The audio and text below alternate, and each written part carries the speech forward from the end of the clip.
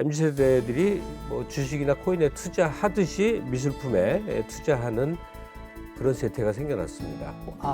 그 인스타에 올라가 있는 몇 번 작품 그 내가 관심 있다 해서 그냥 바로 송금해서 그냥 작품을 딜리버리하는 이런 갤러리도 적지 않은 거예요. 예. 근데 인스타에 MZ세대들이 등장함으로 인해 가지고 미술 시장에 큰 판도의 흐름을 바꿔놓기도 하고. 저는 무엇보다 이제 과거에 이 미술 마케팅 역시도 몇몇의 엘리트 계층이나 소위 말하는 과거 스폰서가 될 수 있는 귀족적인 소비 계층들에게 호소를 했다면 지금은 확실히 좀 대중적인 소비 계층에게 많이 호소를 하는 측면도 없지 않아 있습니다. 아주 홍보가 잘 되고 있는데 젊은이들이 노출이 많은 공간에 그런 곳에서 이제 미술품에 대한 소유에 대한 문턱을 낮추기 시작한 것이 이제는 취향과 소비 그리고 투자를 한꺼번에 달성하겠다라는 좀 최근에 욕심 많은 힙스터 세대들이 예. 보여주는 경향들이 아닐까라는 생각이 듭니다.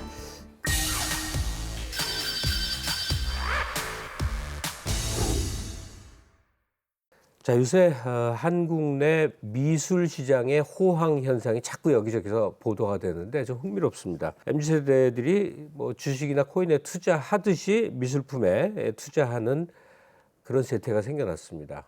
오늘 하나하나 짚어보겠는데요. 일단 제일 먼저 왜 이런 그 난리가 났는지에 대해서는 거래 금액 규모를 보면 알 수 있을 것 같습니다. 지금 막 한 3배쯤 폭발했다고 그러는데요. 네, 뭐 사실은 미술 시장이 작년에 아트페어의 첫날 보통 뭐 72억 정도가 전부 다 예산인데 뭐 170몇 억 된 정도로 폭발적 거의 뭐 3배 이상의 판매액도 그렇고 예. 입장객들도 바젤의 홍콩 아트페어가 보통 일주일에 뭐 한 12만 명 정도인데 거의 6만 명 정도가 들어올 정도니까 우리나라 미술 시장도 바야흐로 국제 미술 시장의 완전한 하나의 선진국 대열에 꼈다고 봐도 아마 무리는 없을 거예요.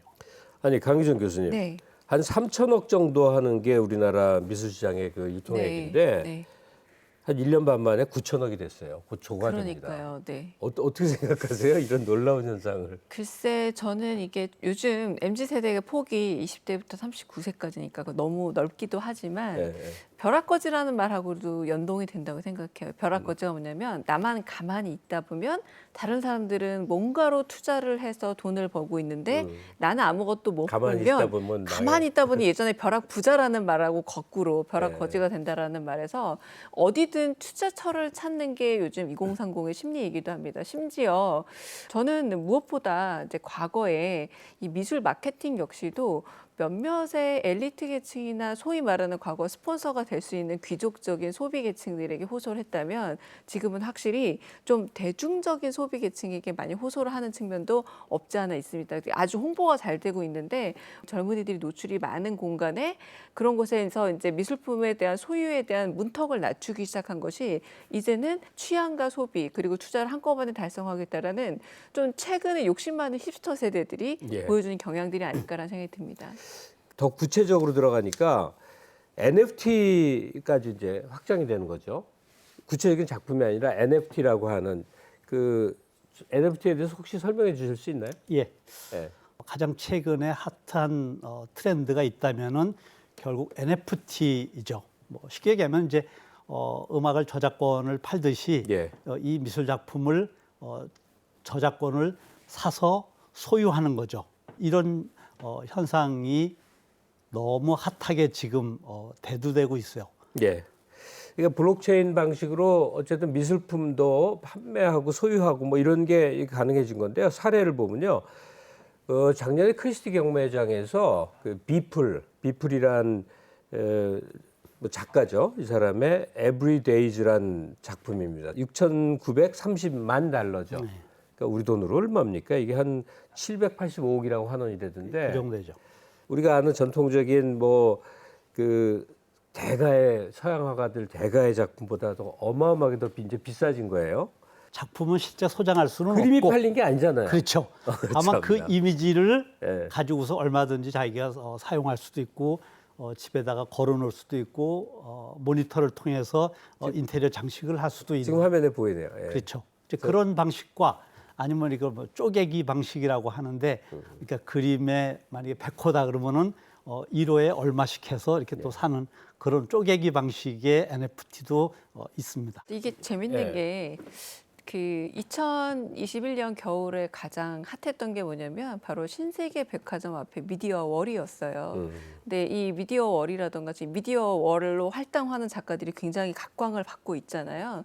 NFT도 사실은 소유의 개념으로 보자면 속된 말로 원작을 갖고 있는 소유권 개념이라고 하기는 어렵습니다만 예, 예. 최근에 그 많은 2030 세대들이 전시 경험들로 어떤 걸 선호하냐면 체험을 공유하는 쪽을 굉장히 선호합니다. 가령 내가 이 체험을 해서 사진을 찍어서 가령 SNS 같은 데 올릴 수 있어야만, 인스타그램에 올릴 수 있어야만 내가 보고 있는 그림에 대한 체험에 대해서 어떤 약간 훨씬 더 확신감을 갖게 되거든요.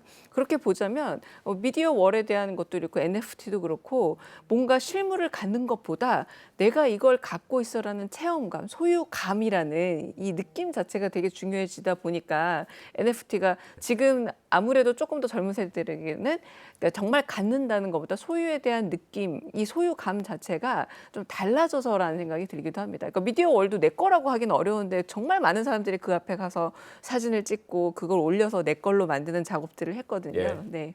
지금 강유정 교수가 얘기하신 게 굉장히 핵심적인 부분 중에 하나일 것 같아요. 왜냐하면 하물며 내가 이런 미술품에 전시장에 가봤어, 나는 NFT로 이걸 구입했어, 이걸 계속 올려서 자기 팔로워들에게 이제 과시도 하고 그걸 인생의 즐거움으로도 삼고 뭐 이런 세태 변화니까요. 지금 사실은 매스컴이나 이런 데다 오픈해서 공개하는 것보다 인스타에다가 올리는 거예요. 우리가 예. 이런 전시를 하고 있다. 그렇게 하면 그 인스타에 올라가 있는 몇 번 작품 그 내가 관심 있다 해서 그냥 바로 송금해서 그냥 작품을 딜리버리하는 이런 갤러리도 적지 않은 거예요. 예. 그러니까 인스타에 MZ 세대들이 등장함으로 인해 가지고 미술 시장에 큰 판도의 흐름을 바꿔놓기도 하고 또 그 젊은 그 컬렉터들 MZ 세대들이 이름 있는 작가들보다 젊은 작가들 뭐 30, 40대 이런 작가들을 러닝 오픈런처럼 사실은 하고 있는 거예요.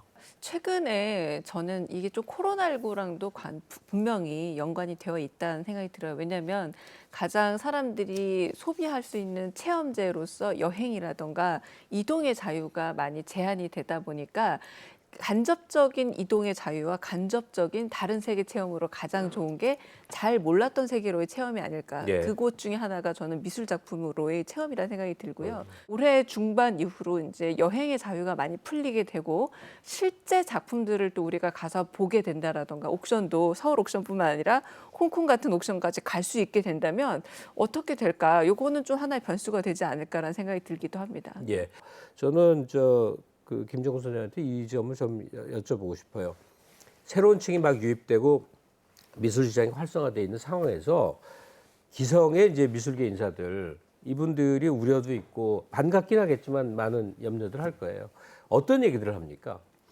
일단 이제 뭐 모든 어떤 현상이 과열될 때는 그것을 바라보는 그 양면의 시선들이 존재를 합니다. 작가의 작품이 좋은 가격에 많이 팔리고 시장이 활성화되고 확대되고 파이가 커지는 건 참 미술계로서는 아주 긍정적이고 좋은 현상인데 예. 계속 이렇게 시장이 좋고 또 많은 컬렉터들이 어떤 화가를 사랑해서 매니아로 이렇게 하면 좋은데 경제적인 이익의 손실이나 이런 거에 따라서 언제든지 또 작품을 샀던 거를 내던질 수 있거든요.